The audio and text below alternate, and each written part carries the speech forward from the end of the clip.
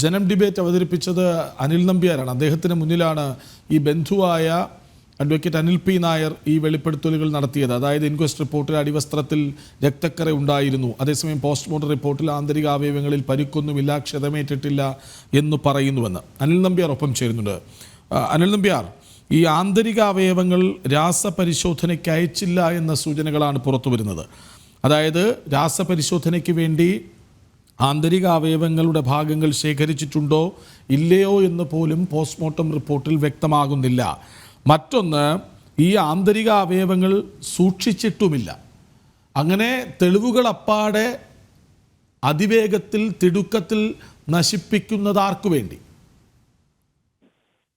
തീർച്ചയായും കൃഷ്ണരാജ്, ഇന്നലെ ജനറൽ ഡിബേറ്റിൽ പങ്കെടുത്ത് നവീൻ ബാബുവിന്റെ ബന്ധുവായിട്ടുള്ള അഡ്വക്കേറ്റ് അനിൽ പി നായർ പറഞ്ഞത് വളരെ കൃത്യമായിട്ടുള്ള ആസൂത്രിതമായിട്ടുള്ള ഒരു ഗൂഢാലോചന ഇതിൽ നടന്നിട്ടുണ്ട്. അതായത് ഈ പോസ്റ്റ്മോർട്ടം റിപ്പോർട്ട് തന്നെ തട്ടിക്കൂട്ടിയ റിപ്പോർട്ട് എന്നാണ് പറഞ്ഞത്. സാധാരണ നമുക്ക് അറിയാം, അതായത് ഈ മരണശേഷം പോസ്റ്റ്മോർട്ടം റിപ്പോർട്ട് 1-2 ദിവസത്തിനുള്ളിൽ തന്നെ ലഭ്യമാകും. പക്ഷേ നവീൻ ബാബു മരണപ്പെട്ട് ഇത്രയും മാസങ്ങളായിട്ടും കഴിഞ്ഞ ദിവസമാണ് പോസ്റ്റ്മോർട്ടം റിപ്പോർട്ട് പുറത്തു വന്നത്.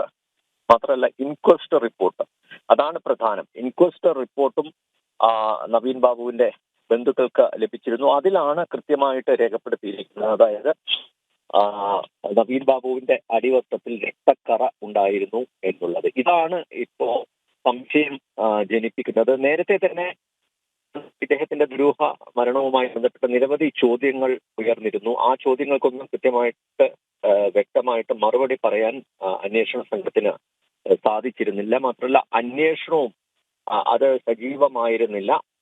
അന്വേഷണം അതായത് ശരിയായ ദിശയിലല്ല പോകുന്നത്. അന്വേഷണം ആരെയൊക്കെയോ രക്ഷിക്കാൻ വേണ്ടി പടച്ചുകൂട്ടിയതാണ് എന്ന ആരോപണവും ഉയർന്നിട്ടുണ്ട്. അവിടെയാണ് ഇദ്ദേഹം ഈ അനിൽ പി നായറിന്റെ വെളിപ്പെടുത്തൽ അത് വളരെ സുപ്രധാനമായിരിക്കുന്നത്.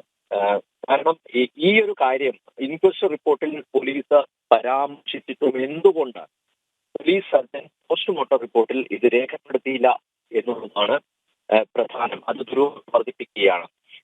സാധാരണ ഈ പോസ്റ്റ്മോർട്ടം നടത്തുമ്പോൾ അനുസരിക്കേണ്ട ചില പ്രൊസീജിയർ ഉണ്ട്. ആ പ്രൊസീജിയർ ലാപ്സസ്, നടപടിക്രമങ്ങളിൽ വീഴ്ച വന്നിട്ട് ഉണ്ട് എന്നാണ് ഇപ്പോ